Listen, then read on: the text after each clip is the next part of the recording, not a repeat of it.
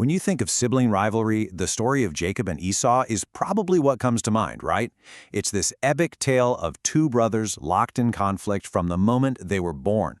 But what if the way we usually hear it, the story of a hero and the villain, misses the entire point? The traditional telling paints a pretty simple black and white picture. Jacob, the righteous hero, the father of a nation, and Esau, the hot-headed villain who traded his entire future for a bowl of stew. But if you look just a little closer, this isn't really a story about a hero and a villain at all. It's actually a powerful and surprisingly practical masterclass in how to resolve conflict. So just a quick recap of how this whole mess starts. Jacob, with a little, let's say, urging from his mother Rebekah, puts on a disguise. He then goes and tricks his blind, elderly father Isaac and straight up steals the sacred blessing that was supposed to go to his older twin brother Esau. And, wow, the fallout is immediate and it is severe. This isn't just a case of sibling frustration, this is a vow of revenge. Esau's threat forces Jacob to literally run for his life, kicking off a 20-year estrangement. 2 decades fueled by betrayal on one side and a burning desire for vengeance on the other. Okay, so this is where things get really interesting, because this is where that classic good guy, bad guy story starts to fall apart.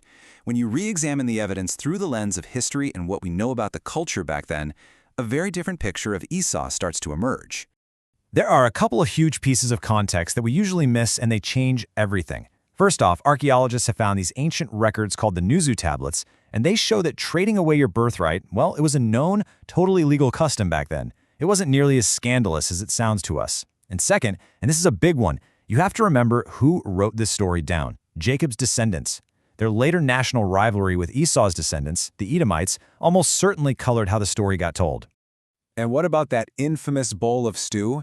Well, the original Hebrew text has this clever wordplay that suggests Jacob didn't just happen to be cooking. Nope, it's more like he set a food trap. He waited until his brother, a skilled hunter, was physically exhausted and faint with hunger. All of a sudden, Esau doesn't look like such a villain anymore, does he? Okay, so let's fast forward 20 years. Jacob is finally heading home, and you can bet he is absolutely terrified. Word reaches him that Esau is riding out to meet him, and he's not coming with a welcome basket, he's bringing 400 men. That's basically a small army. Jacob is bracing for the absolute worst.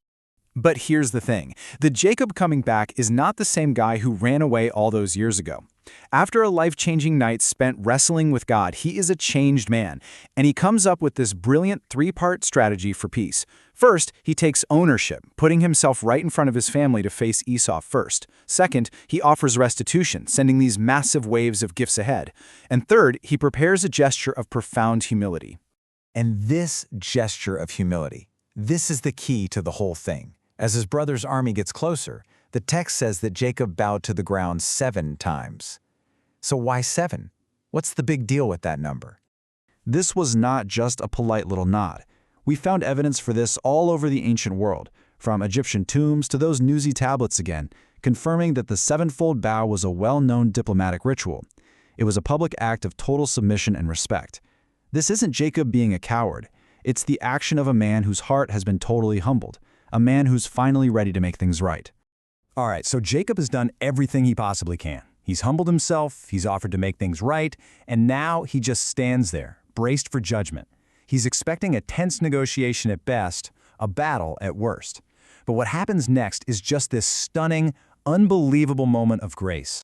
Esau, the powerful chieftain, the man with every single right to be angry, he sees his brother bowing way off in the distance, and he runs.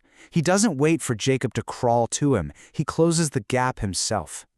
He throws his arms around the brother who stole his entire future, the man who deceived their father on his deathbed, and in that one moment, 20 years of resentment just dissolve. And then he kissed him. You have to understand, in that culture, this was a sign of complete and total acceptance. The feud wasn't just paused, it was over, done. And then, for the very first time in this entire story, the two brothers are finally united, doing the exact same thing. They wept. Just think of it. All the pain, the bitterness, the fear, the guilt of 20 years, all washed away in this one single moment of shared forgiveness. Jacob is just He's floored. He's completely overwhelmed by a mercy he knows he didn't earn and never expected. And he says this incredible line, "Seeing your face is like seeing the face of God." Now, this is a Hebrew idiom, right? He's not literally calling his brother God. He's saying, the grace you just showed me is so unexpected, so unmerited, it feels divine. So what does all this mean for us? What's the big takeaway here? This isn't just some ancient family drama. It's a timeless, actionable blueprint for healing the broken relationships in our own lives, no matter how deep the wound is. And what it shows us is that making peace, it's a two-way street. On one side, you have the person who caused the harm, the offender. Their path is Jacob's path. You take ownership, you show genuine humility, and you offer meaningful restitution. But on the other side, you have the person who was harmed, the offended, and their path is Esau's. You offer proactive mercy, you let go of resentment, and you choose grace when you have every right in the world to choose revenge. And that's really what this whole story boils down to. Both brothers had a choice. Jacob chose humility over pride. Esau chose forgiveness over vengeance. And it forces us to look in the mirror and ask ourselves, in our own conflicts, which path will we choose? When others encounter you, will they find someone who clings to bitterness, or will they be completely surprised by grace?